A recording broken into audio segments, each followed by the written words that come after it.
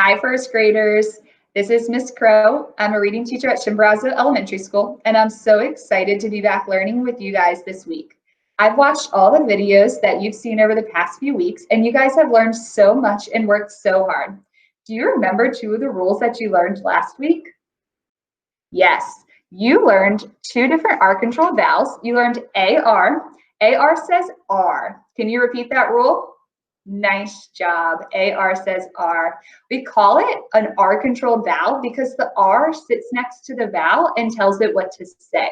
Now, AR makes one sound. They're a team that works together, and they say R. So when we put them in sound boxes, we keep them together in one box to represent one sound. The other one that you looked at last week was OR. OR says OR. Can you repeat that sound? OR says OR. Nice job. And it's another R-controlled vowel because the R sits next to the vowel, which is an O, and together they say OR. That means it also goes as a team into one sound box. We're going to go over two more R-controlled vowels today. Are you guys ready? Okay. The first one is IR says Can you repeat that? Great job. The R tells the I how to sound, and they make one sound, Great job. The other one we're going to look at today is UR. The rule is UR says Can you repeat that? Nice job. You probably noticed that they made the same sound. This makes it a lot easier when it comes to reading, but when it comes to spelling words, when you hear it's harder to decipher. So we're going to give you two tricks to help remember when you're spelling words, which one you should use. Are you ready? Okay. When you see words with IR in them, most of the time they come from old words like bird. Birds have been around for a really long time, and we use IR when we hear in the middle of bird. Another example would be girl. I hear in the middle of girl, but we use IR and not UR because girls have been on earth for a really long time as well. So it's an old word. With UR, one trick to help you remember when to use UR is that UR is usually associated with words that have something to do with pain. So have you ever been hurt before? Yes, I've been hurt too, and I felt a lot of pain. When I say hurt, I hear in the middle. I use UR when I spell hurt because I feel pain when I'm hurt. Another example would be a nurse. I hear in the middle of nurse, and I would also use UR. Nurses help people that are in pain. So UR words sometimes deal with things with pain, and IR words are typically older words that have been around for a long time. Okay, are you ready to help remember the rule? We're going to trace and copy our rule. If you have a piece of paper or a pencil, you can do that at the table like Ms. Crow is going to do on her whiteboard. But if you don't, that's okay. Remember, you can finger spell on your table. So instead of a pencil, you're going to use your finger, and you're going to write the letters and say the rule out loud. Ms. Crow is going to do the first one, and you're going to do the rest with me. Are you guys ready? Okay. I'm going to write IR, and we say the rule. IR says Nice job. All right, let's do the last two together. IR says One more time. IR says Great job. Now let's do the same thing for UR. Ms. Crow is going to show you. UR says Okay, are you ready to write or trace? All right. UR says One more time. UR says Nice job. Now I want to show you how these would go into sound boxes before we jump into reading some of the words. We're going to use the example bird. Can you say bird? Nice job. Let's count the sounds we hear in bird. B, d. How many sounds did you hear? There are 3 sounds in bird. What do you hear at the beginning? B. Yes, there's a B at the beginning of bird. What do you hear next? Do you know if it's IR or UR? It is IR because we talked about birds have been around for a long time, and older words usually are IR. So I'm going to put the I and the R in one box because they're a team that makes one sound. What do you hear at the end of bird? Yes, there is a D at the end of bird. Nice job spelling the word bird. Okay, are you ready to read some words? All right, we're going to read some words that have the R-controlled vowels in them, and then I'm going to show you our story today. So this rule is from last week. Remember, it's AR says R like ard, hard. Great job. This one was also from last week. OR says or like sport, sport. Great job. This one this week is IR says We're going to sound out some words and blend those sounds together to read the word the fast way. Are you ready? Okay. Fur. Great job. Now this is fir like a fir tree. It kind of looks like a Christmas tree. Not fur like your dog's fur. That's actually spelled with a UR. Okay, are you ready? Let's sound it out. Skirt. Say it the fast way. Skirt. Nice job. This word has a blend at the beginning, SK. Remember, a blend is two letters that sit next to each other. They still make their normal sound, but there's lots of words that start with SK, so we call it a blend. You also see the IR, in the middle of skirt. Great job. Are you ready? Birds. Nice job. Okay, now we're going to look at some UR. Remember, UR also says blur.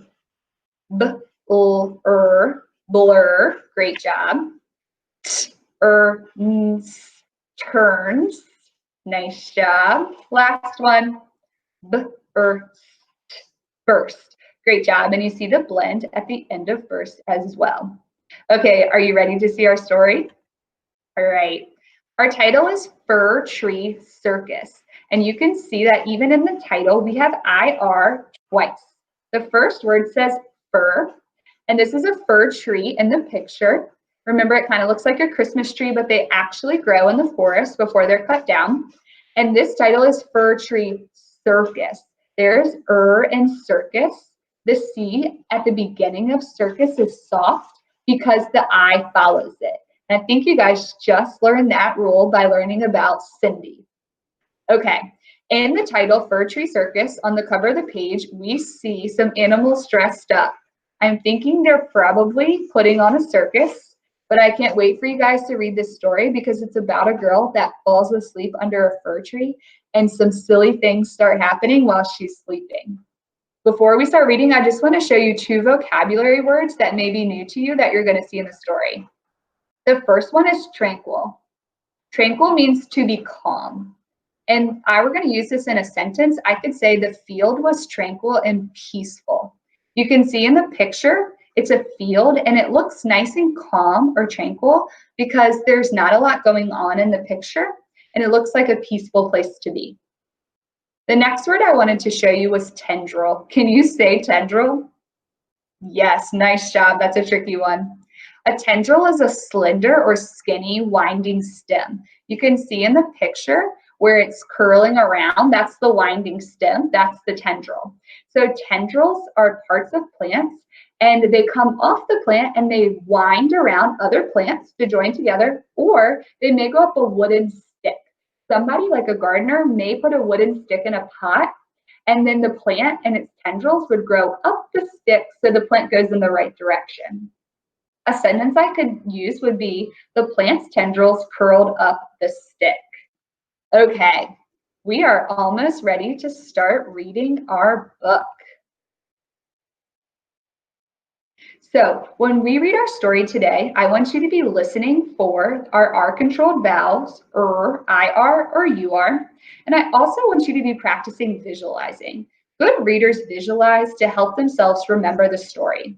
When you visualize, you paint a picture in your head of what's going on. This is a great story to visualize because the girl is sleeping and things are happening around her that would definitely catch your eye.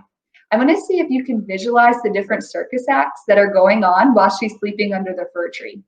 You may also hear Miss Crow ask and answer questions. That's another strategy good readers use to help remember the story. Okay, are you guys ready? All right.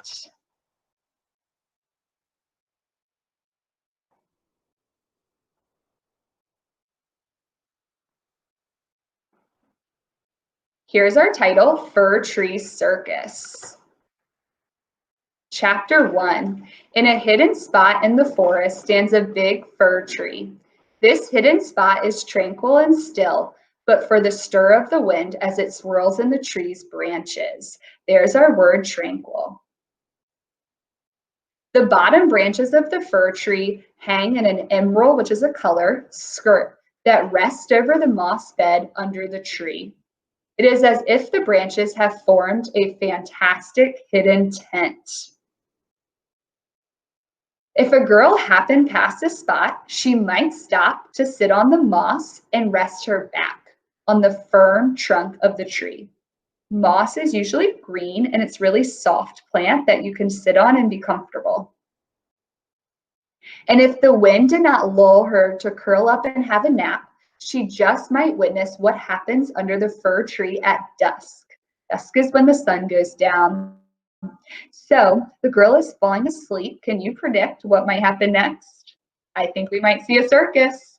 Chapter 2. The lightning bugs collect in the branches of the fir tree and cast their light onto the moss bed.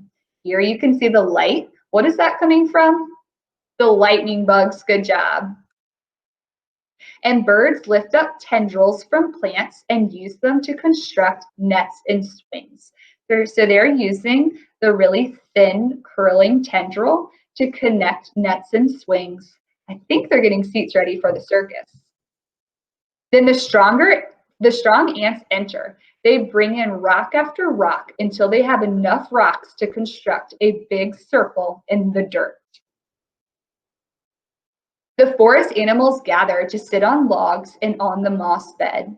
Can you visualize them all coming together to watch a show? Chapter 3. Then there is a sudden bang, bang, bang of a drum. It is the mantis ringmaster. Animals of the forest, the fir tree circus has begun.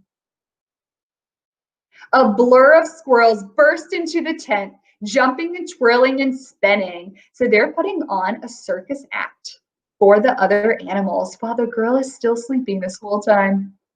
The biggest squirrels toss the littlest squirrels up into the tip top of the tent. The little squirrels spin as they drop and land in soft web nets. Every forest animal claps or honks or purrs for the fantastic stunts. More, more. For the next act, the bobcat enters. The animals murmur because a vivid butterfly is sitting on the bobcat's back. Let's see what kind of circus act they have for us. You can visualize this in your head. When the butterfly swirls and circles, the bobcat turns around and circles. As the butterfly stops, the bobcat stops. When the butterfly lifts her wing, the bobcat stands up. How can it be? The animals murmur. Chapter 4. Just then, a big gust of wind puffs. The tendrils drop back onto the moss bed, and the animals run back into the forest. And under the light of dusk, a girl who was lulled into a nap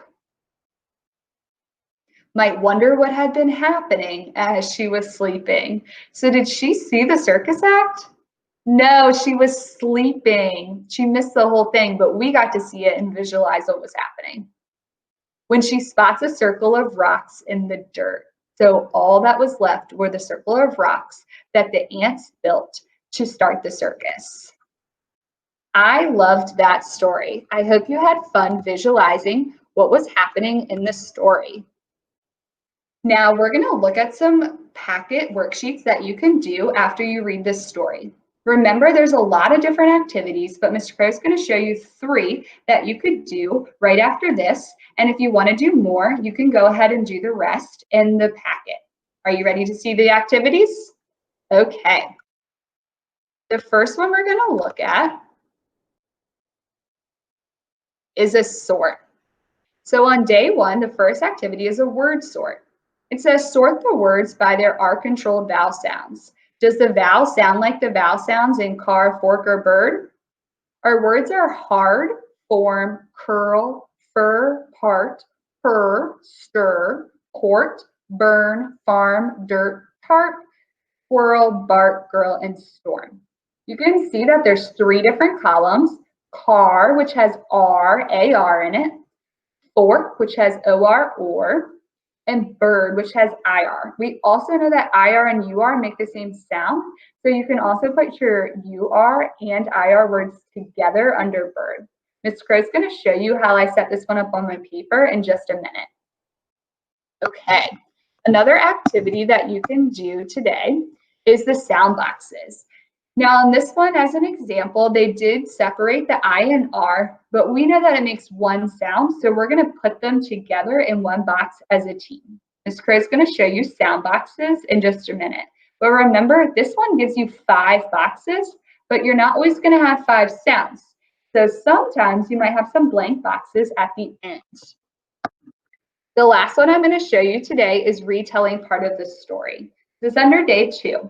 It says, use the text below to help you write a retell of the attempts to set up the circus and get ready for the performance. You can use more paper to write if you need to. This one is great because if you have paper, you can retell the story by writing sentences, but if you don't, you can find someone near a house today and retell either this part of the story or the whole story that we just read. I'm going to read you this small part if you want to retell this part. It says, the lightning bugs collect in the branches of the fir tree and cast their light onto the moss bed. Birds lift up tendrils from plants and use them to construct nets and swings.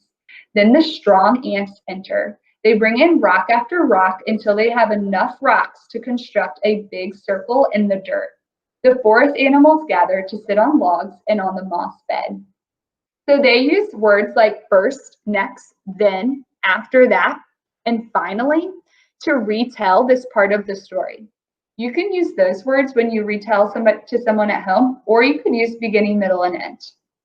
If Miss Crow were going to use this, I would say first, the lightning bugs collect in the branches of the fir tree.